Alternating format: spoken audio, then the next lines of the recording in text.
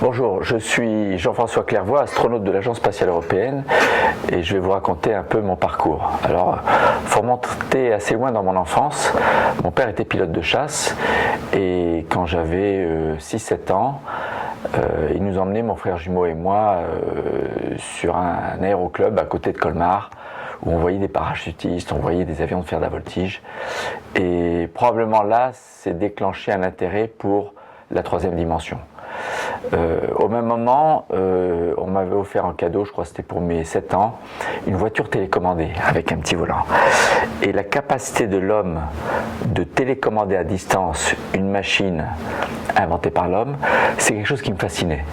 Je le percevais déjà très très jeune comme une extension du corps humain et donc de ses performances à agir, à contrôler des événements.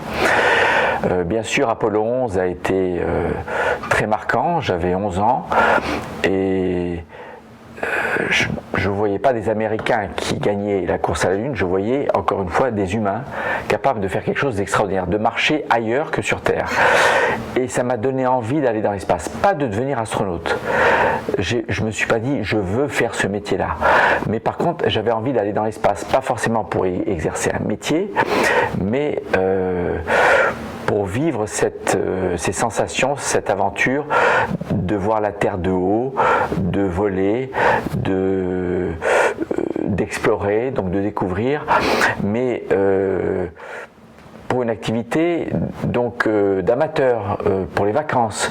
Et d'ailleurs au même moment, notre instituteur nous disait, vous verrez quand vous aurez mon âge, vous pourrez acheter un billet pour aller passer le week-end sur la Lune. Et je l'ai cru.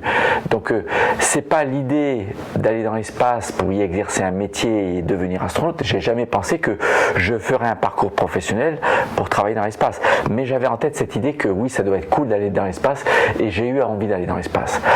Après, à l'adolescence, j'ai vécu 3 ans à Beyrouth et j'ai été très influencé par la série des Star Trek, la série télévisée Star Trek, les originaux, avec le capitaine Kirk, Spock, McCoy, et je reste un très grand fan. Et je n'hésite pas dans toutes mes présentations encore à ce jour de terminer par les 15 secondes de la mission du capitaine Kirk. Notre mission à bord du vaisseau Entreprise, explorer des mondes étranges, rechercher des traces de vie ou la vie, et avec audace aller là où on n'est jamais allé. Et je dis c'est exactement ce qu'on fait à l'Agence spatiale européenne. On explore des mondes étranges en envoyant des sondes sur une lune de Saturne, en se posant sur le noyau d'une comète Churyumov-Gerasimenko, en novembre 2014. Tous nos instruments sur nos sondes interplanétaires sont orientés sur la recherche du biologique, du vivant, et quand on lance un nouveau programme spatial, en général, plus de la moitié des problèmes à résoudre pour réussir n'ont pas de solution connue, c'est-à-dire on parie sur les scientifiques et les ingénieurs dans les années à venir pour trouver les solutions, c'est-à-dire on lance des programmes avec audace, on est audacieux. Mais à cette période, je voulais être médecin, architecte, et puis c'est pendant mes études supérieures, des études scientifiques de haut niveau, des études d'ingénieur, à l'école polytechnique, que me travaille toujours cette idée de télécommander des machines. Et à l'époque, ce que faisaient donc les sondes voyageurs, les sondes Pioneer, les sondes qu'on envoyait vers Mars, vers Vénus, me fascinait. Et il y avait cette possibilité à l'école polytechnique de choisir, en fonction du classement, le corps des ingénieurs de l'armement, de la DGA, donc Direction Générale pour l'Armement, qui est une des organisations du ministère de la Défense, avec une possibilité d'être détaché tout de suite au CNES, le Centre National d'Études Spatiales. Et c'est ça que je voulais faire. Donc j'ai choisi comme école d'application Super-Héros. À Super-Héros, ce qui m'intéressait, c'était pas le dessin des avions, mais c'était toute l'intelligence embarquée. Donc j'ai choisi la filière automatique. Alors qu'il y avait pourtant à Super Héros une filière missile espace satellite, où on apprenait aux ingénieurs, aux élèves ingénieurs, à concevoir des fusées ou des satellites. C'est pas ça qui m'intéressait, c'était moi concevoir l'avionique, c'est-à-dire la partie intelligente qu'il y a dans un véhicule qui vole, le cerveau. Mais je savais déjà, en étant étudiant à Super Héros, qu'à la sortie, j'allais au CNES. J'étais donné au CNES, j'étais dû au CNES. Donc il s'est passé quelque chose de très original dans l'approche d'un étudiant qui recherche un job, c'est que j'ai été reçu par tous les directeurs du CNES qui cherchaient à me vendre leur direction. Sachant que j'allais venir au CNES, ils me disaient mais venez chez nous faire des lanceurs, venez chez nous faire des satellites, venez chez nous faire du système de contrôle d'attitude et d'orbite de satellites.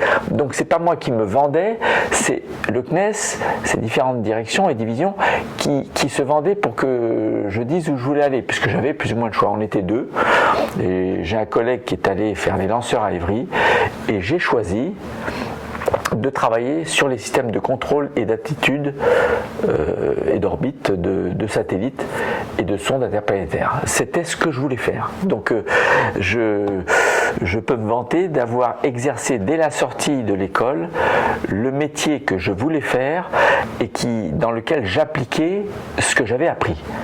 Comment concevoir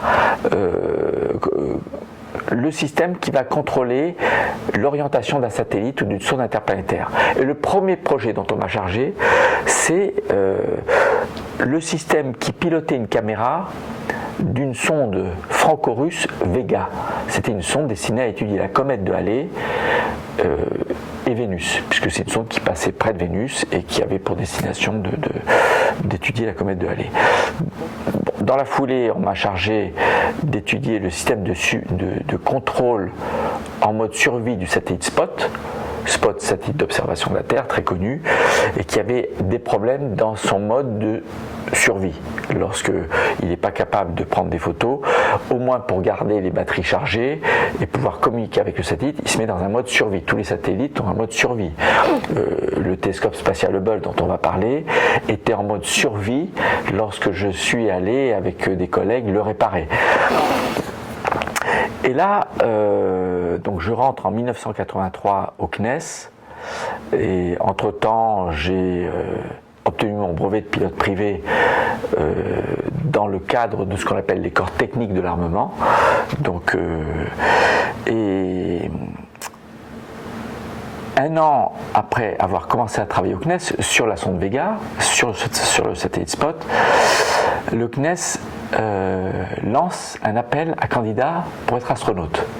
Spontanément, j'étais déjà parachutiste confirmé, pilote privé, ça me paraissait naturel. Je ne pouvais pas ne pas candidater, ne serait-ce que pour le parcours de la sélection, qui s'étale sur un an, enfin on m'avait expliqué. Je candidate, et la sélection s'étale sur un an avec plusieurs étapes, et à chaque étape il y a un filtre qui ne retient que 10 à 20% des candidats au départ de cette étape. Et puis à chaque étape on m'appelle pour l'étape suivante. Donc je m'y crois un peu plus à chaque fois. Et au passage, j'en apprends énormément sur moi-même. Donc ça, c'est ne serait-ce que l'expérience de traverser une sélection pour devenir astronaute est très enrichissante pour soi-même. Je pense que j'ai eu un peu de la chance à la fin, parce que pour être astronaute, il faut d'abord le vouloir très fort. On ne vient pas vous chercher, c'est une démarche personnelle. Donc ça, c'est quelque chose qui m'a... je le voulais vraiment. Hein. J'ai été plus tard jury d'une sélection d'astronautes, le troisième corps d'astronautes, le troisième groupe d'astronautes de l'Agence spatiale européenne, donc qui s'est déroulé de 2008 à 2009. J'étais dans le jury de l'étape psychologique numéro 2, quand il en restait plus que 200, et il fallait en sélectionner une cinquantaine. Et donc je me mettais à la place et je voyais des candidats qui étaient très très motivés, qui le voulaient vraiment au fond de leur trip, et d'autres c'était juste comme ça pour voir. Et on voit la différence lors des interviews. Oui, d'autant plus qu'il y a l'aspect intellectuel forcément, mais il y a aussi l'aspect physique. Il faut être capable. Alors à l'époque, une préparation un peu initiale. À l'époque, il n'y a pas une préparation. La préparation, c'est après. Je parle de la sélection. On est comme on est. Aptitudes, en tout on se présente comme on est. Voilà, avec nos aptitudes intellectuelles, physiques, psychologiques. Ce qui est sûr, c'est qu'il faut être né au bon endroit, dans un pays qui a un programme spatial de vol habité, au bon moment, c'est-à-dire de telle sorte à être dans la bonne tranche d'âge au moment où on sélectionne. Nous, on sélectionnait à l'époque entre 27 et 37 ans, et des sélections, il n'y en avait pas beaucoup. En Europe, par exemple, il y a eu 3 sélections, il se passait 15 ans. Si vous n'avez pas autour de 30 ans au moment d'une sélection, vous pouvez avoir tout le reste qui est bon, mais vous n'avez pas le bon âge. Sélection au niveau européen, alors pas seulement national. À l'époque, c'était une sélection purement nationale du CNES, qui en a eu 3, une en 80, en 85 et 90. J'ai fait partie de la 2e sélection.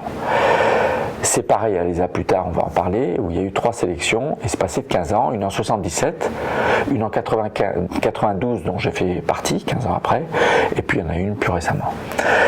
Donc, être au bon endroit, au bon moment, avec le bon bagage académique, c'est-à-dire des diplômes bac plus 5 minimum, mais en moyenne bac plus 7. Pour les ingénieurs ou scientifiques, c'est des diplômes de haut niveau, de grandes écoles ou doctorat, ou double master. Pour les pilotes, c'est avoir au moins la qualification pilote d'essai. Et je pense, si on l'avait ouvert à des plongeurs, on aurait cherché le plongeur qui a toutes les qualifications de plongeur professionnel, et en particulier en milieu extrême, au milieu profond par exemple. Et donc, au bon endroit, au bon moment, avec les bonnes qualifications, un bon dossier médical, donc être en bonne santé, ça on peut aider, il faut avoir la chance d'être né à la naissance, a priori en bonne santé, et après on peut aider en ayant une vie relativement saine, sportive. Et puis, sur le plan psychologique, à l'époque, être stable et être plutôt ouvert et apte au travail en équipe. L'étape psychologique, c'est pas tellement attelé à chercher des meilleurs. Il n'y a pas des notes sur le plan psychologique qui disent cette personne est meilleure sur le plan psychologique que telle autre. C'est plus pour éliminer ceux qui n'ont pas leur place là-dedans. En gros, pour éliminer les fous, quoi. Et puis à la fin, j'étais sélectionné. Donc on m'a annoncé ça en juillet 85, en me demandant de le garder pour moi avec les autres candidats. Et c'est en septembre 1985, il y a 30 ans, qu'on a annoncé les 7 nouveaux astronautes français, avec un statut très clair annoncé dès le départ. Vous restez tous dans votre profession de base que vous avez en ce moment. Et on vous appelle, nous le CNES, Centre National d'Études Spatiales, on vous appelle s'il y a une opportunité de vol dans l'espace. Moi j'étais déjà CNES, j'étais le seul CNES, et j'étais de très loin le plus jeune. J'avais 26 ans et demi. Et dans le groupe des 7 sélectionnés, il y avait 4 sélectionnés selon les critères pour voler avec les Américains et 3 sélectionnés selon les critères d'ingénieurs de bord opérationnels pour voler avec les Russes. C'est dans ce groupe de 3 que j'étais sélectionné avec 2 pilotes d'essai français, Michel Tonini et Jean-Pierre Aigneret, qui étaient en gros de 10 ans mes aînés, donc beaucoup plus d'expérience. Et c'est eux qui vont être choisis, c'est Michel Tonini qui va être choisi avec moi et Jean-Luc Chrétien pour la première opportunité qui s'offre d'un vol en 1988. C'est Michel qui est choisi finalement pour accompagner Jean-Luc Chrétien. On me déclare comme étant très jeune, donc j'ai le temps de faire encore mes armes. Et pour me donner une formation complémentaire à celle que j'avais déjà très scientifique à Polytechnique, très technique à Super-Héros, on m'envoie faire l'EPNER. Comme je suis ingénieur de l'armement, détaché au CNES, c'est assez facile. Je suis de la maison déjà. Et le CNES donc me redétache au second degré dans l'armement. C'était assez intéressant de me voir travailler au sein de l'armement, mais en étant payé par le CNES où je suis détaché par la DGA déjà. Et c'est là que j'ai acquis une formation d'ingénieur navigant d'essai qui consiste à être à bord d'aéronefs pour tester leurs performances, des équipements, des moteurs, des qualités de vol, des performances de l'avion. J'ai appris vraiment un nouveau métier. Et cette formation se termine par une thèse. Je choisis de faire une thèse sur le vol parabolique. J'avais compris déjà que le vol parabolique était une activité vraiment à cheval entre l'aéronautique et l'espace. Donc qui se prêtait parfaitement bien, qui était tout à fait légitime à ce que je représentais. C'est une activité qui se fait en avion, donc c'est l'aéronautique, mais pour de la recherche spatiale à l'intérieur. Et pendant que je faisais ma thèse, Jean-Pierre Aignoret, qui était pilote d'essai au centre d'essai en vol à Brétigny, vient me voir et me dit: Jean-François, qu'est-ce que tu fais? Je lui parle des vols paraboliques. Il me dit: ah bah tiens, c'est intéressant, mais pourquoi quand tu termines ta thèse, on ne développerait pas ensemble le tout premier programme de vol parabolique en Europe? Parce qu'il n'y en avait aucun. Et les scientifiques européens qui avaient besoin de vols paraboliques pour tester du matériel ou faire des recherches en apesanteur pour lesquelles les 22-25 secondes d'apesanteur suffisent en avion, aller aux États-Unis, pourquoi ne pas leur offrir un moyen en France? Donc tous les deux, après ma thèse et mon diplôme bien acquis, je vais voir le directeur général du CNES et il nous dit: écoutez, si vous y arrivez, je veux bien vous faire confiance, mais à condition que vous obteniez aussi l'accord et la confiance des autres agences spatiales en Europe qui utilisent les vols paraboliques aux États-Unis. Entre autres l'agence spatiale allemande et l'agence spatiale européenne. Donc on va les voir et ils voient qu'on a les compétences. Je viens de faire ma thèse, donc je suis vraiment dedans. Il y a un avion disponible, la Caravelle, que j'ai baptisé 0G. Je suis fier d'être l'auteur du nom de la Caravelle. Malheureusement, on a déposé le nom qu'en Europe et pas aux États-Unis, donc ils nous ont copié et ils ont appelé leur avion aux États-Unis. La boîte privée qui nous fait concurrence maintenant ici, ils ont appelé cette boîte 0G Corp. Et donc, ils nous font confiance et avec Jean-Pierre, on démarre le tout premier programme de vol parabolique en Europe sur une Caravelle et on commence à faire des campagnes de recherche scientifique pour des scientifiques français, des scientifiques allemands, des scientifiques européens. Et c'est comme ça que démarre mon activité d'astronaute / ingénieur navigant d'essai, chef du programme de vol parabolique au centre d'essai en vol de Brétigny-sur-Orge. Donc détaché, c'est pas tellement le terme technique sur le plan du statut, détaché par le CNES. Donc je travaille à mi-temps au CNES sur le programme de navette spatiale Hermès, où je suis avec mes collègues astronautes représentants de ce que seront les futurs équipages pour les choix décisifs de l'interface aux machines, le choix lié à la sécurité, à l'entraînement, à ce que l'on fait manuellement, ce que l'on confie à l'automatisme, etc. Et je suis à mi-temps au centre d'essai en vol à Brétigny à gérer ce programme en Caravelle. Et pendant 4 ans, je vais vivre une expérience professionnelle extraordinaire puisque c'est très rare d'être chef d'un programme d'essai en vol en démarrant de zéro.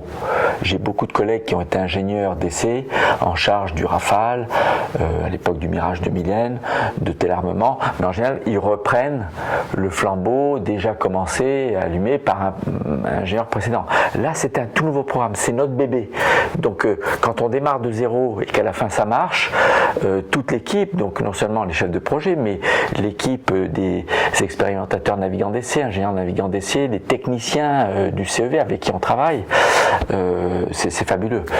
Et ça m'a permis de connaître l'apesanteur. Donc j'étais déjà un peu astronaute, j'avais déjà un pas dans la sensation d'être astronaute, en ayant vécu plus de 2200 paraboles avant mon premier vol spatial. Puis vient la deuxième sélection par l'Agence spatiale européenne, en 1992, lancée dans tous les pays membres de l'Agence spatiale européenne. L'Agence spatiale européenne demande aux pays contributeurs au vol habité, donc une dizaine de pays, présentez-moi 5 candidats. Qu'est-ce que fait la France qui a déjà des astronautes? Elle présente des candidats qu'elle a déjà. Elle ne relance pas de nouvelle sélection, contrairement à d'autres pays qui ont dû lancer une sélection pour au moins en trouver 5 à présenter à l'ESA, l'Agence spatiale européenne. Je suis présenté par l'ESA et je suis retenu à la fin. Je suis le seul Français sur 6. Donc il y a un Italien, un Espagnol, un Français, un Allemand, une femme belge et un Suédois. Voilà, nous sommes 6, dont une femme, et 6 de 6 pays différents. Et je quitte donc le CNES qui me demande qu'est-ce qu'on fait avec les vols paraboliques, puisque vous n'êtes plus là pour gérer le programme. Je leur dis écoutez, vous avez une filiale qui s'appelle Novespace, qui est de temps en temps mon client.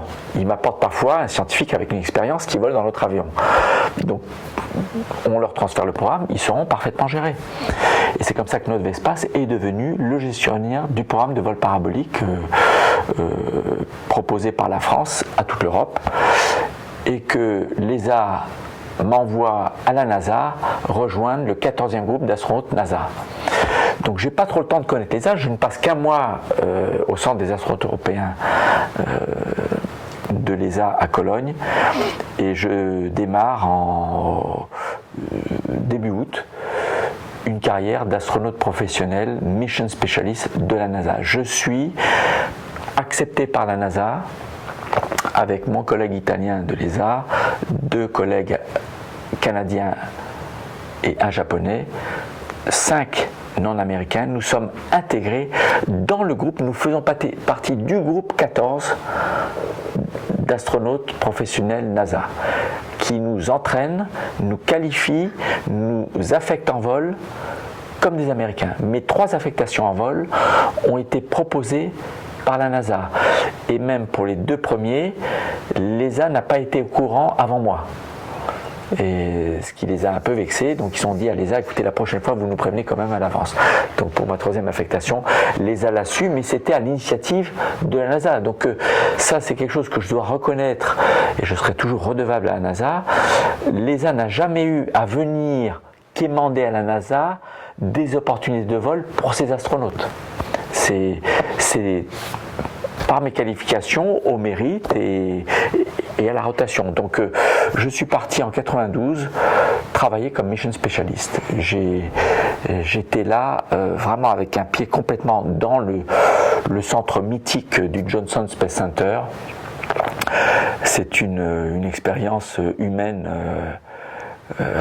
Tous les astronautes occupent le même étage, le dernier étage du bâtiment, et vous croisez dans les couloirs que des pilotes d'essai, que des doctorants dans des domaines très variés, vétérinaires, chirurgiens cardiaques, océanographes, biologistes, astrophysiciens, physiciens nucléaires, chimistes, que des gens de très haut niveau, très motivés, donc passionnés, et je rencontre aussi les anciens.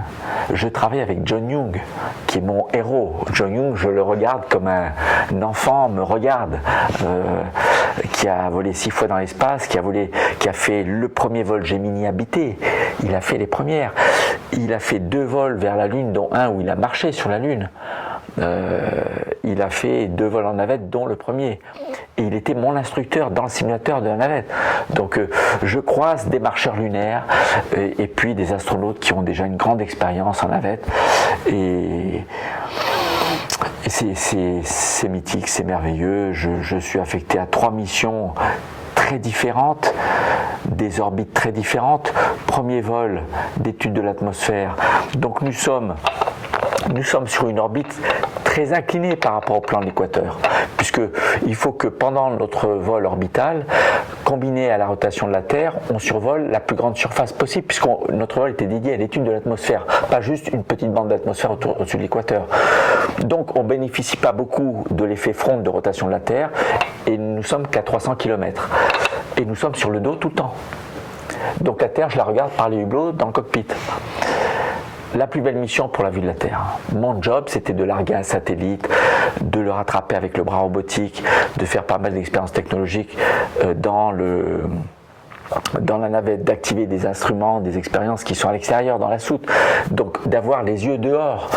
Et après 2e vol, affecté au 6e vol de ravitations de la station spatiale russe Mir par la navette américaine. C'était une façon pour moi de fermer la boucle de ce qu'avait été ma sélection au départ du CNES. J'étais censé voler avec les Russes, et je me suis retrouvé envoyé vers les Américains comme astronaute professionnel. Pas comme un astronaute scientifique, pilote spécialiste qui vole une fois avec les Américains puis qui revient après dans son labo, dans son organisation d'origine, mais d'être un astronaute vraiment autant opérationnel que ce qu'aurait pu être une formation d'ingénieur de bord chez les Russes. Et là, nous sommes sur une orbite un peu moins inclinée. Donc on profite un peu plus de la rotation de la Terre, on monte un peu plus haut. La station Mir est à 400 km et pas 300 km. Et ça, c'est la mission pour les hommes. C'est une mission pour leur amener du matériel, des vivres, des pièces de rechange et au passage remplacer un Américain. Mon russe m'a servi parce que lorsque j'ai été sélectionné par le CNES comme candidat possible pour le vol de 1988, pour lequel finalement seul Michel Tonini et Jean-Luc Chrétien se sont entraînés, je ne l'ai pas dit tout à l'heure, mais j'ai été envoyé en immersion de russe 550 heures en 2 mois et demi à raison de 6 à 8 heures par jour, tous les jours. Et c'est une très belle langue, j'ai eu beaucoup de plaisir à apprendre la langue russe et je parlais russe quasiment couramment comme l'anglais à l'époque. Et ça m'a aidé un peu aussi pour être affecté à cette mission. Parce que le chef des astronautes me reçoit dans son bureau en me disant « Écoute Jean-François, maintenant, vu la rotation des astronautes, c'est à ton tour d'être affecté à nouveau à une mission spatiale. Donc j'ai 2 idées pour toi. C'est est-ce que tu veux faire un vol Space Lab ? Space Lab, c'est une contribution de l'ESA, ça peut t'intéresser. C'est une opportunité pour laquelle tu voles très vite. Ou est-ce que tu es prêt à attendre un tout petit peu et faire un vol qui t'intéressera peut-être encore plus, d'aller vers la station russe Mir, pour laquelle il n'y avait aucune manip ESA a priori. Mais je lui ai dit, bah oui, Mir, c'est un pari russe, c'est mythique. Et en fait, ce vol vers Mir n'était que 2 mois après le vol Space Lab auquel il pensait auparavant. Et c'est aussi un astronaute américain qui parle français, qui a fait l'échange avec l'armée de l'air, Charlie Precourt, qui était un peu mon parrain en tant que nouveau venu quand je suis arrivé en 92, qui était pressenti pour être commandant de bord de cette mission et il avait envie que je sois avec lui. Donc sur cette mission, j'ai volé avec Charlie Precourt, j'ai volé avec Eileen Collins, la première femme pilote et commandant de bord d'une navette spatiale. Elle sera commandant de bord du vol, son premier vol commandant de bord sera avec un autre Français, Michel Tonini. Et puis je suis avec Elena Kondakova, la 3e femme cosmonaute russe. Michael Fall, qui va être échangé, donc il s'entraînait quasiment pas avec nous parce que lui s'entraînait en Russie pour ce qu'il allait faire dans la station. Et puis de nouveau. Donc en fait, dans ce vol, il y a 2 pilotes et il y a 5 spécialistes de mission. Et sur ces 5 spécialistes de mission, je suis le seul qui a déjà volé et qui va faire tout l'entraînement du côté navette. Donc Charlie me nomme payload commander. Je suis commandant de bord pour tout ce qui est travail en orbite sur les charges utiles de la navette. Je ne suis pas le commandant de bord de la navette, mais je suis le commandant de bord de l'activité scientifique et technique faite à bord. Donc une responsabilité intéressante. Et c'est moi qui attribue les tâches de qui va faire les expériences de biologie végétale, qui va faire les expériences de cristaux de matériaux. Moi j'ai fait tout ce qui était un peu biologique animal, avec des vols de θ, des tests sur des globules blancs, etc. Donc c'est un vol, bien sûr, dont je retiens une expérience humaine très forte partagée avec les Russes. Ouvrir la porte, embrasser ses collègues russes qu'on n'a pas vus depuis 6 mois, parce qu'on est allé s'entraîner un peu en Russie. Et puis, ils nous attendent, parce qu'ils ont eu des pannes graves avant qu'on arrive. Ils ont eu un feu important qui a failli détruire la station. Ils ont perdu 100% de leur système de régulation du système thermique et de condensation. Donc, c'était important qu'on arrive. Et vraiment une expérience humaine très forte. Et puis au passage, la gestion d'un programme scientifique dans la navette très important, dont le biorack de l'ESA qui a volé à bord. C'est un rack avec une quinzaine d'expériences de biologie et pour le compte de scientifiques sélectionnés par l'Agence spatiale européenne.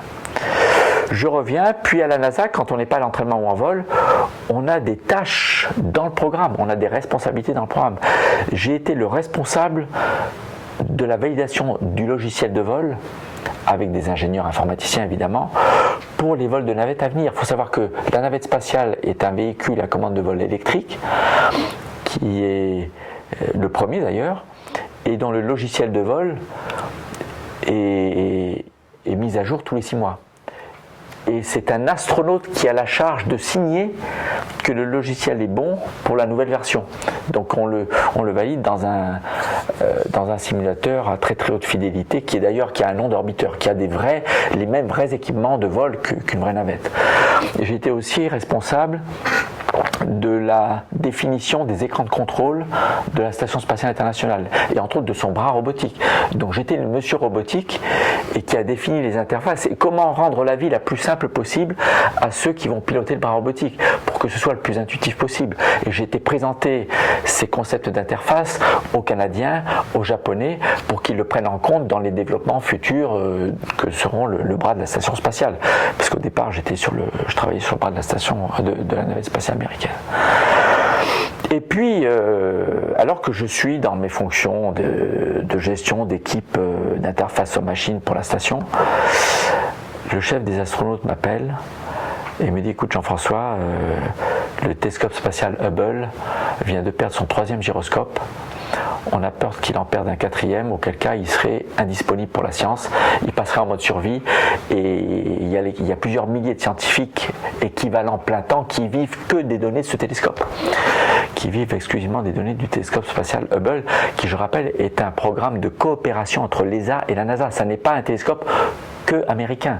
Il est en coopération entre l'ESA et la NASA. L'ESA contribue financièrement à 15% de son développement, mais comme nos scientifiques, ça je l'ai appris plus tard, sont de très haut niveau et que le temps d'observation est attribué au mérite et pas au financement, les Européens avaient à l'époque 30% du temps d'observation. Donc ça c'était énorme. Et donc on lui dit, c'était pas à ton tour de voler, mais on a besoin de ton expertise robotique parce qu'il n'y a que 6 mois d'entraînement au lieu de 1 an habituel. Donc on veut quelqu'un qui soit prêt à prendre tout de suite au plus haut niveau, qui soit performant tout de suite pour prendre l'entraînement et qui n'ait pas besoin de faire les refreshers, c'est-à-dire les rafraîchissements d'entraînement au bras robotique. Et c'est comme ça que j'ai été affecté en mars pour un vol prévu en octobre, qui finalement va être retardé pour des raisons techniques, météo, etc. Et je volerai à bord du télescope Hubble, alors qu'il lui n'a pas de propulsion. Donc on l'a placé le plus haut possible pour qu'il ait besoin le moins possible d'être régulièrement rehaussé en altitude. Donc il est lancé plein est depuis la Floride pour profiter au maximum de la rotation de la Terre, et c'est comme ça que la navette peut atteindre plus de 100 km d'altitude. C'est l'altitude la plus élevée que puisse atteindre la navette spatiale américaine. Donc j'ai allé comme ça au plus haut qui a été donné à des astronautes, à part ceux qui sont allés sur la Lune. Et on voit la Terre d'un peu plus loin, on voit la Terre un peu plus ronde. Pour la première fois, j'ai pu voir d'un coup d'œil la côte Est et la côte Ouest des États-Unis sans avoir à attendre. Et j'appelle cette mission la mission pour la science avec un grand S, puisqu'on a sauvé Hubble, on a vraiment réparé Hubble. Il a eu des petits pépins avant, mais qui n'empêchaient pas de fonctionner, de prendre des images.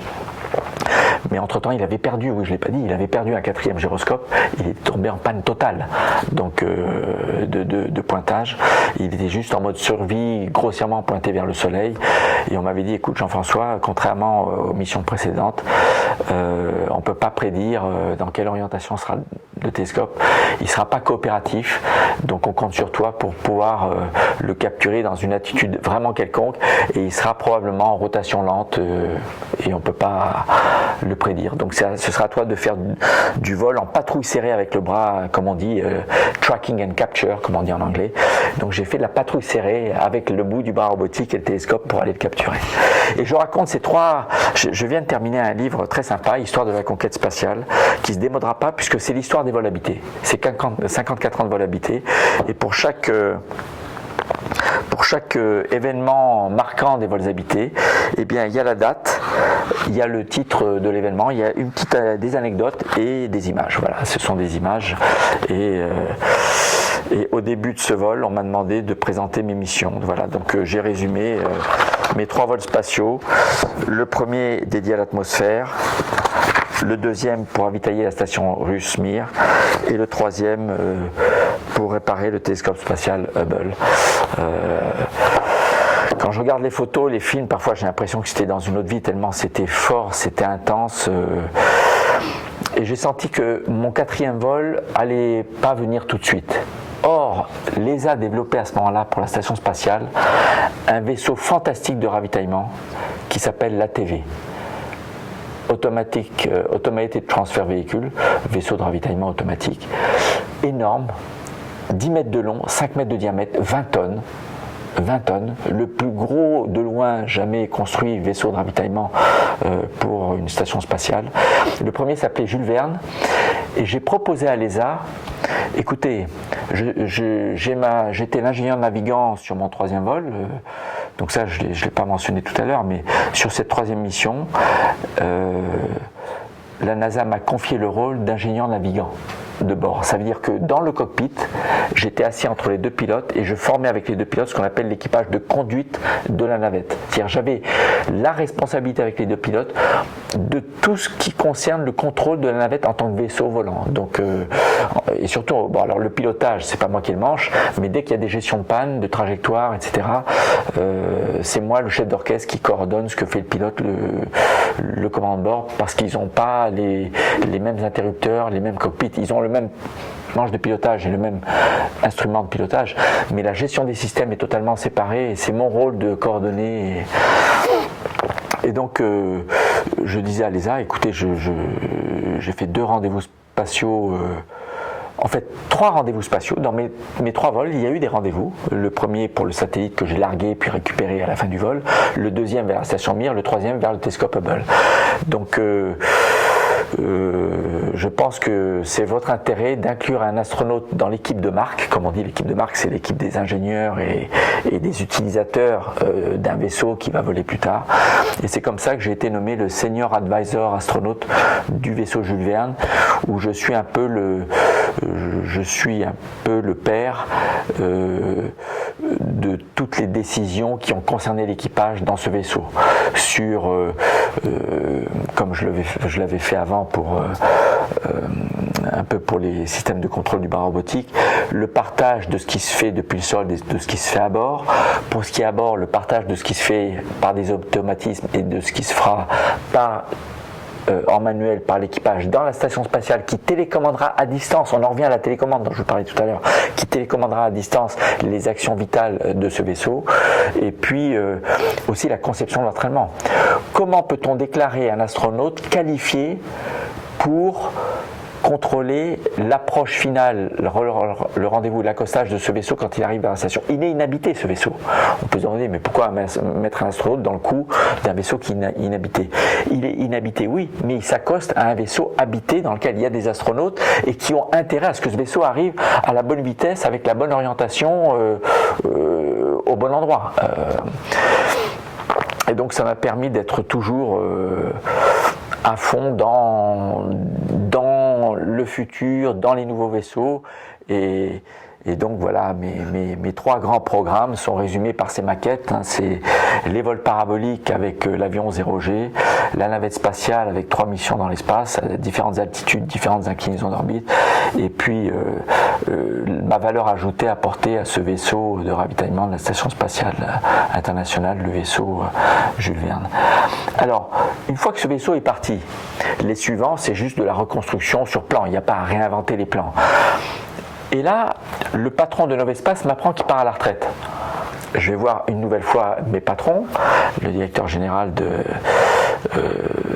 l'ESA et le directeur des vols habités. Écoutez, je leur dis, vous n'avez pas de vol spatial à me proposer à court terme. Je peux être d'un très grand service aux scientifiques européens qui utilisent la station et qui utilisent la pesanteur en vol parabolique en devenant le PDG de cette société, puisque le précédent s'en va. Donc vous me détachez, cette société va vous rembourser le temps en proportion mon salaire, en proportion du temps que je consacre à Novespace, et je serai toujours disponible si vous avez besoin de moi comme astronaute pour tester un équipement, un scaphandre, etc. Et c'est comme ça que depuis une dizaine d'années, je suis président de Novespace, qui donc a continué à s'occuper des vols paraboliques que j'avais lancés il y a une trentaine d'années. Et je suis toujours disponible à l'ESA quand il y a une nouvelle expérience à tester ou un choix ergonomique à faire sur un nouvel instrument qui va être embarqué dans la Station spatiale internationale et aussi pour des opérations de communication puisque les astronautes sont des ambassadeurs de l'Agence spatiale européenne et sont amenés à intervenir dans les médias pour promouvoir le programme spatial, enfin tous les programmes de l'Agence spatiale européenne. Et donc je suis revenu à mes amours de début comme ingénieur navigant en étant donc responsable des vols paraboliques à travers Novespace et en suivant toujours ce que font mes collègues astronautes dans la Station spatiale internationale. Alors, quand je suis venu à la tête de Novespace il y a 10 ans, j'avais un souhait très fort, c'était faire connaître l'apesanteur au public. Voilà. Il fallait que des personnes non professionnelles puissent toucher concrètement l'espace. Parce que le problème principal de la communication sur l'espace, c'est que l'espace, contrairement à l'aéronautique ou à l'automobile, c'est impalpable. Je ne peux pas vous faire toucher, voir, goûter, sentir, entendre l'espace. C'est quelque chose qui est virtuel au-delà des nuages pour la grande majorité des gens.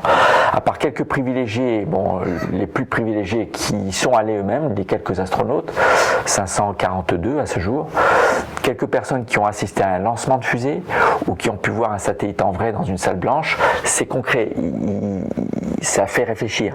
Mais pour beaucoup d'autres, des personnes que vous côtoyez comme ça au quotidien, bah, l'espace c'est compliqué, c'est un truc, ça sert à rien d'essayer de comprendre. Et donc je me suis dit, si on arrive à faire voler des non-professionnels en apesanteur, on leur explique au passage dans l'avion à quoi il sert, c'est un laboratoire de recherche volant, donc c'est comme une opération de porte ouverte d'un laboratoire de recherche, et bien ces gens-là seront les meilleurs ambassadeurs auprès de leurs amis, leurs voisins, leurs familles, leurs collègues de travail qui travaillent, je sais pas, dans l'automobile, à la SNCF. Il y en a un, c'est un réparateur de machines à laver, d'autres c'est des sous-mariniers, d'autres c'est... on a eu une femme, son travail c'est de faire le ménage, elle n'avait jamais pris l'avion auparavant. Et on m'a dit, mais tu sais, tous tes prédécesseurs s'y sont cassés les dents, c'est compliqué, c'est un prototype, la certification, c'est très long, c'est très cher.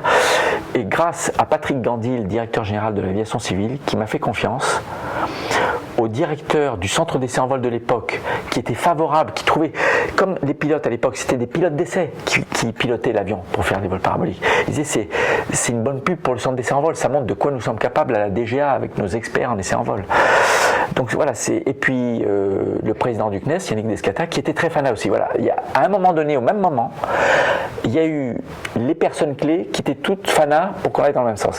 Et on a défini une feuille de route et des tâches à faire sans que ce soit trop pénalisant d'un point de vue financier, quelques centaines de milliers d'euros au lieu de millions d'euros, pour arriver à définir une réglementation adaptée à ces vols et faire en sorte que l'avion soit qualifié par rapport à cette certification.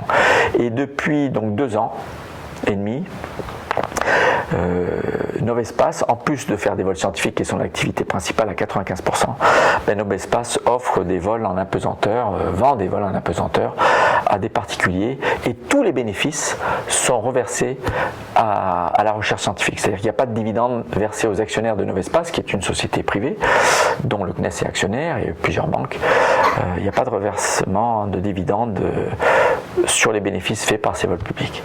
Donc le résumé un peu de cette carrière, si je peux dire, c'est que au départ il y a une passion très forte. J'ai écrit un livre qui raconte mon 3e vol spatial vers Hubble et ça commence par voir de haut et de loin. J'ai toujours aimé voir de haut et de loin.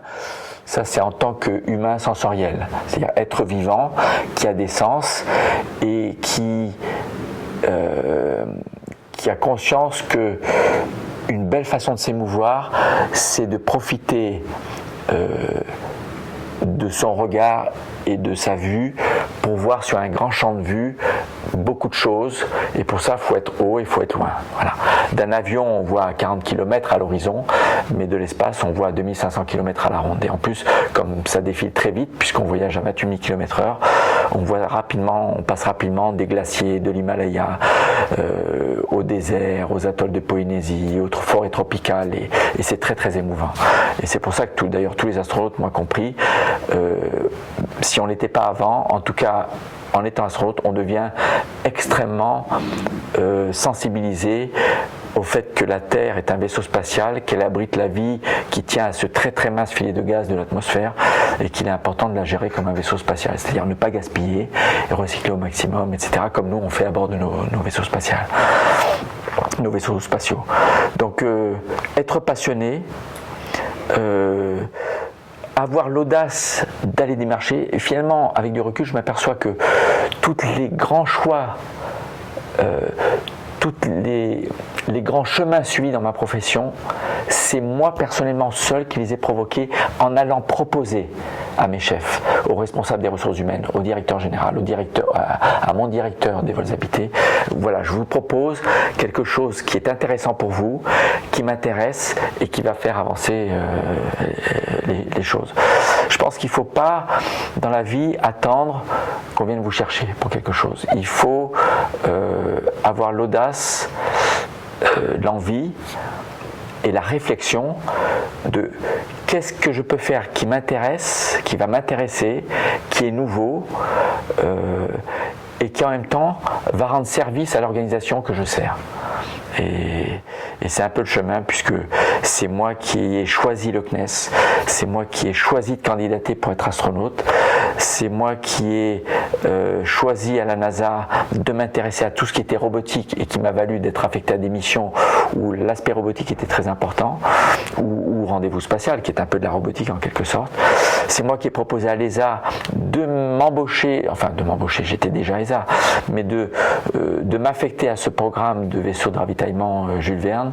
C'est moi qui ai proposé à l'ESA de me détacher à mi-temps à Novespace comme président directeur général, parce que j'allais coûter moins cher à l'ESA et en même temps j'allais servir indirectement l'ESA qui est utilisateur de cet avion. C'est moi qui ai proposé d'ouvrir cet avion, cette activité de vol parabolique au vol public, au vol baptême de l'air, au tourisme spatial en quelque sorte. Voilà, donc il faut oser, et j'en reviens à ce que disait le capitaine Kirk, avec audace, aller là où on n'est jamais allé, c'est ce que chacun devrait faire. À chacun de trouver ce qui est son domaine d'audace, et ça peut être dans le domaine de l'art, de la musique, de la peinture, des transports, de l'informatique évidemment, de la haute technologie, mais aussi des travaux manuels, et on a des personnes qui manuellement font des choses extraordinaires. Voilà le message que j'avais pour vous d'une carrière qui est très riche et qui, j'espère, n'est pas encore terminée. Ça se fait ailleurs, ce type de vol Ces vols paraboliques se font en gros dans des gros avions uniquement aux États-Unis et en Russie. En Russie, c'est très aléatoire, le calendrier, c'est un peu ponctuel, c'est pas un programme régulier. En tout cas, ils ne volent pas pour les vols scientifiques, ils volent de temps en temps pour entraîner de nouveaux astronautes à l'impesanteur et parfois pour des touristes. Aux États-Unis, il y a 2 avions potentiellement qui peuvent faire cela. Il y a un avion de la NASA qui a été un KC-135, puis qui est aujourd'hui un C-9, fait uniquement pour du développement scientifique ou technologique. Mais comme il y a une société privée, Zero G Corp, qui a démarré cette activité exclusivement au départ, il y a une dizaine d'années, pour les vols touristiques, la NASA a eu comme instruction d'utiliser cette société privée et de mettre en cocon son C9. C'est un peu une loi aux États-Unis où on dit à une organisation publique, s'il y a un service que vous pouvez contracter dans le privé, alors faites-le en priorité plutôt que de le développer chez vous. Et c'est comme ça que la NASA a utilisé pendant quelques années l'avion de Zero G Corp, mais elle est très insatisfaite du service et qui était attendu, parce que Zero G Corp c'est pour du tourisme spatial, ils ne sont pas organisés, structurés et les pilotes qualifiés pour chercher le meilleur niveau d'impesanteur pour des chercheurs qui feraient de la recherche à l'intérieur. Donc la NASA nous a déjà dit à nous, Novespace, qui sont jaloux, et donc je désespère pas un jour qu'on puisse aller voler aux États-Unis pour les Américains, mais il y a déjà des scientifiques américains qui se joignent en coopération avec aussi des Canadiens pour voler dans des campagnes scientifiques françaises, allemandes ou européennes sur des vols en coopération. Et on a aussi des expériences chinoises, des Chinois qui viennent, les astronautes chinois ont volé dans notre avion pour des expériences développées en coopération, toujours avec des chercheurs européens. Donc il est basé, c'est le seul en Europe, mais il a déjà une envergure extra-européenne à travers ses participations de scientifiques chinois, beaucoup japonais. Les Japonais ont parfois commandé des vols entiers à bord de l'avion et ont résolu leurs problèmes technologiques dans notre avion. Une fois, ils ont un panneau solaire de satellite qui ne s'est pas ouvert dans l'espace. Ils ont compris pourquoi grâce à l'Airbus 0G de Novespace. Donc oui, il y a d'autres avions qui le font, mais le seul qui le fait vraiment régulièrement, de façon très professionnelle, avec le plus haut niveau de qualité, c'est le nôtre. Alors les États-Unis, la Russie, c'était deux univers quand même très très différents. Ça ne vous a pas posé de problème d'aller de l'un à l'autre, et puis peut-être quelques regrets aussi de ne pas avoir volé vraiment directement avec les Russes. Comment est-ce que vous l'avez vécu, toute cette... Ces deux pans d'une même réalité, quoi, disons. Je ne peux pas me plaindre de mon parcours, et je peux que me réjouir d'avoir eu la chance, parce que quelque part, je ne l'ai pas dit dans la sélection, mais être né au bon endroit, au bon moment, avec le bon bagage académique, le bon bagage médical, être équilibré d'un point de vue psychologique, à la fin il faut quand même avoir de la chance, parce que si on sélectionne 6 ou 7 astronautes, 7 pour ma sélection française il y a 30 ans et 6 pour ma sélection à l'ESA il y a 23 ans, il y avait plus que 6 ou 7 qui étaient bons pour le service. À la fin, c'est de l'ordre de la vingtaine, 20-25, qui sont tous également bons pour le service. Pourquoi moi et pas lui? Et c'est un peu la chance. À un moment donné, il faut un peu de chance. Mais je me suis entraîné en Russie avant d'être affecté, avant de rejoindre, en repartant de zéro d'ailleurs, la sélection ESA de 92. J'ai eu l'occasion de faire un entraînement intensif avec Claudie Ignoré et Léopold Dehartz en Russie. Donc j'ai eu tout l'entraînement sur Soyouz, sur Mir,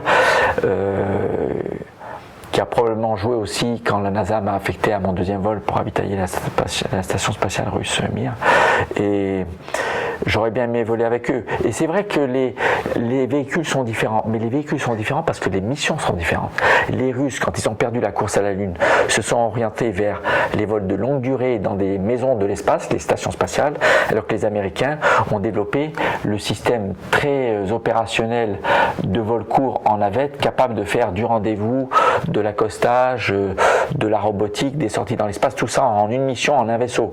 Donc c'est ça qui fait la différence. Mais on rencontre derrière les astronautes et les ingénieurs russes et américains la même passion.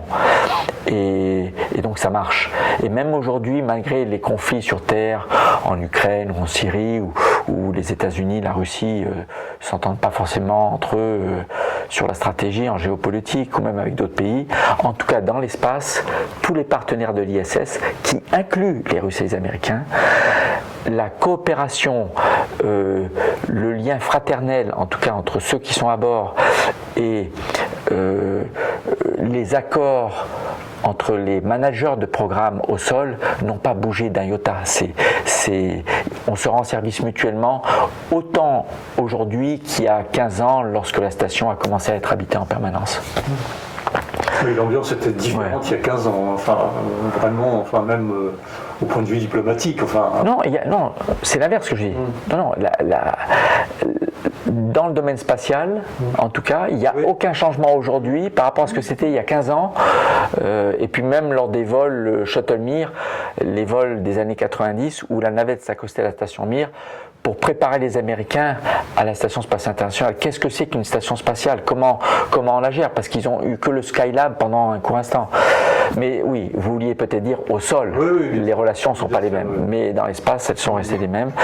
Et je pense que dans le futur, les vols habités, pour dire juste quelques mots du futur, les vols habités vont continuer en coopération en orbite basse dans la station pendant une dizaine d'années. Et je pense qu'on aura suffisamment bien scellé ce socle de l'exploration spatiale basée sur la coopération internationale pour faire des voyages encore ensemble en équipage international vers des destinations beaucoup plus lointaines. Donc je pense que les vols habités sur des bases lunaires ou martiennes seront internationaux. Il y a d'ailleurs une association d'agences spatiales à l'échelle de la planète qui regroupe 14 ou 15 agences spatiales chinoises, coréennes, japonaises, plusieurs agences spatiales européennes, italiennes, allemandes, françaises, britanniques, européennes, canadiennes, russes, américaines, qui se réunissent régulièrement pour définir la stratégie globale d'exploration spatiale du futur, tous ensemble, et quel est le meilleur chemin à suivre, où aller avant quelle autre destination, est-ce qu'il faut aller sur la Lune ou pas, faire les missions de retour d'échantillons, voilà, définir la feuille de route, et dans cette feuille de route, qui apporte quoi, voilà. Et cette association fonctionne très bien, et elle est écoutée par les décideurs actuels qui n'ont pas besoin de prendre de décision, parce que ces programmes ne sont pas décidés encore, concrètement. Mais j'ai bon espoir qu'on ait des missions internationales, je dirais même mondiales, parce qu'aujourd'hui, international, ça n'inclut pas dans la station les Indiens et les Chinois. Et pour moi, tant qu'il n'y a pas ces deux autres grandes puissances spatiales, on ne peut pas se prétendre être dans une coopération à l'échelle planétaire. Elle est déjà très internationale, mais j'espère vraiment vivement qu'avant la fin de l'ISS, on aura connu au moins un vol ou plusieurs vols conjoints avec les Chinois, type Apollo-Soyouz, un Chinois avant l'ISS, ou des partenaires de l'ISS qui volent sur des missions chinoises. Et l'Agence spatiale européenne est très très favorable à ce concept d'avoir des vols conjoints avec les Chinois. Donc on est en discussion avec eux déjà.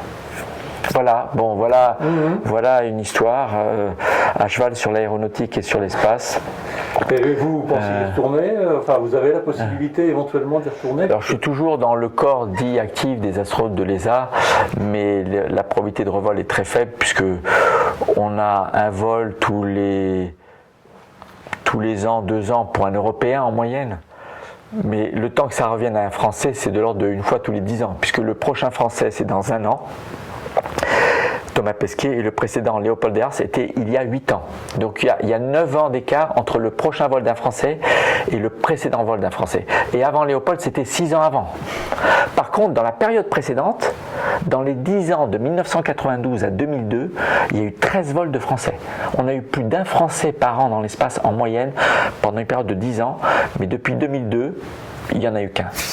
Donc les vols sont rares et c'est comme tout, c'est cyclique et il faut attendre qu'un jour on ait des visionnaires qui comprennent que tous les budgets consacrés à l'espace ne sont pas des dépenses mais des investissements, puisque toutes les études montrent que tout argent qui a été placé dans le spatial, y compris les vols habités, y compris l'exploration par des sondes et bien sûr dans les vols commerciaux, de télécommunications, d'observation de la Terre, de météo, sont tous rentables avec un facteur supérieur nettement à 1.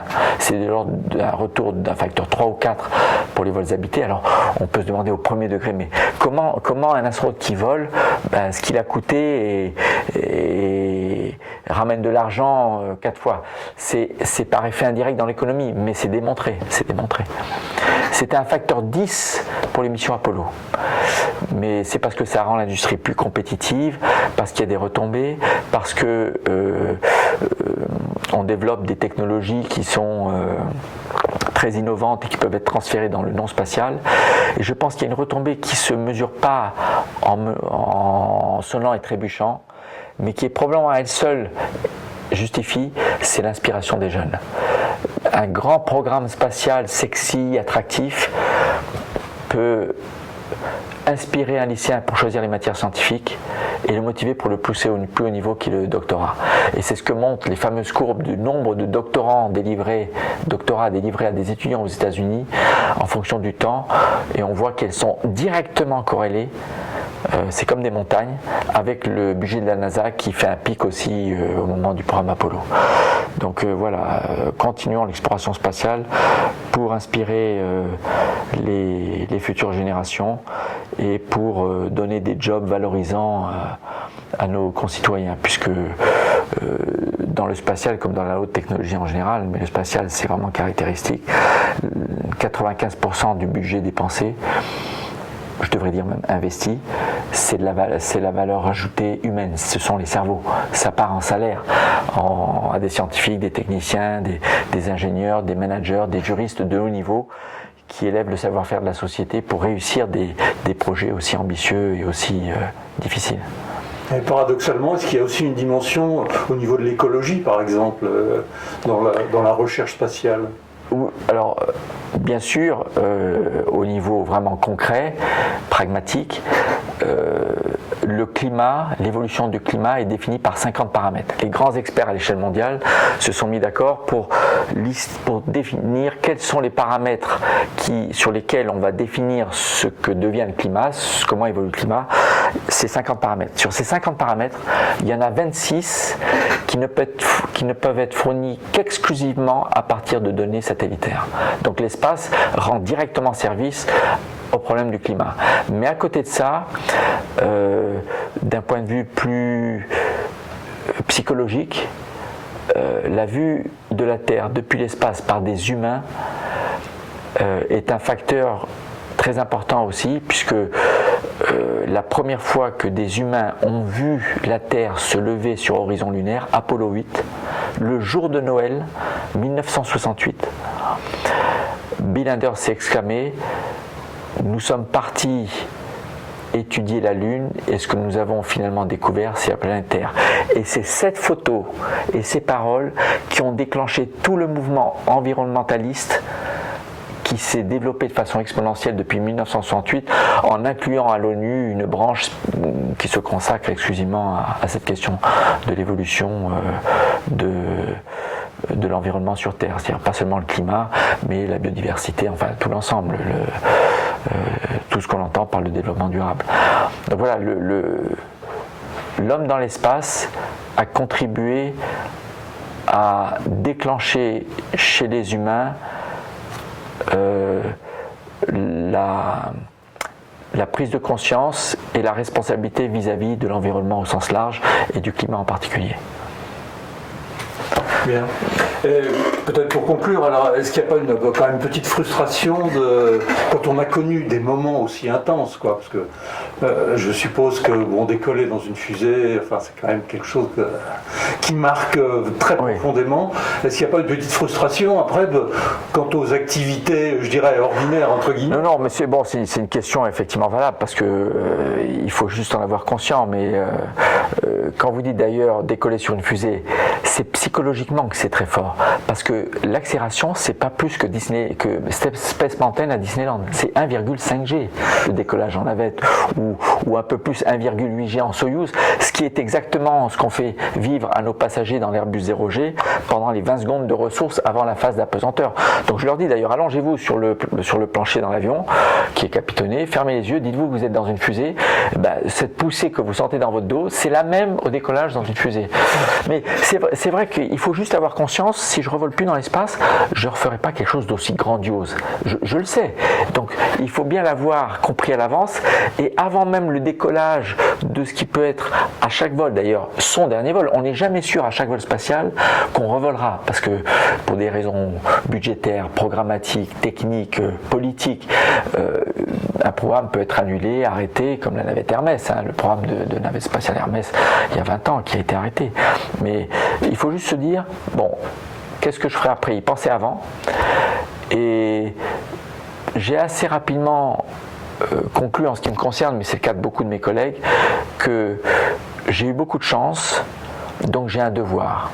Et mon devoir, c'est de transmettre la passion, de transmettre les sensations, de transmettre les émotions, pour faire vivre à celui qui n'a pas eu cette chance, de lui faire vivre au plus près, grâce à des images, à des photos, à des films comme IMAX, les films en IMAX tournés par mes collègues astronautes, ce que c'est d'aller dans l'espace, et leur faire comprendre que dans un lointain futur, beaucoup plus d'humains iront dans l'espace, y compris des non-professionnels, alors qu'aujourd'hui, tant que c'est risqué, très risqué, le risque est de l'ordre d'une chance sur 100 d'y laisser sa peau.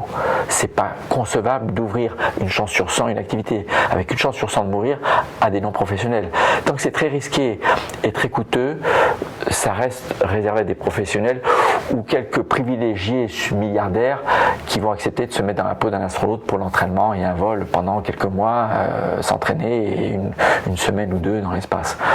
Mais voilà, donc le sens du devoir qu'on avait pendant l'engagement du métier d'astronaute, puisqu'il y a un sens du devoir très fort. Un astronaute ne veut pas revenir bredouille. Il a l'obsession de remplir la mission, d'atteindre l'objectif. Et ben, toujours ce sens du devoir, qu'est-ce qu'il est? C'est pas qu'est-ce que j'ai envie de faire, ça c'est égoïste. C'est quel est mon devoir maintenant, d'autant plus que j'ai quand même la chance d'avoir fait ce que j'ai fait. Et bien c'est de rendre compte, de témoigner et de transmettre pour inspirer toujours les nouvelles générations et leur donner envie de faire des choses grandes dans leur vie. Voilà. Bah écoutez, c'est ce qu'on a essayé de faire aujourd'hui en tout cas. Merci beaucoup. Merci.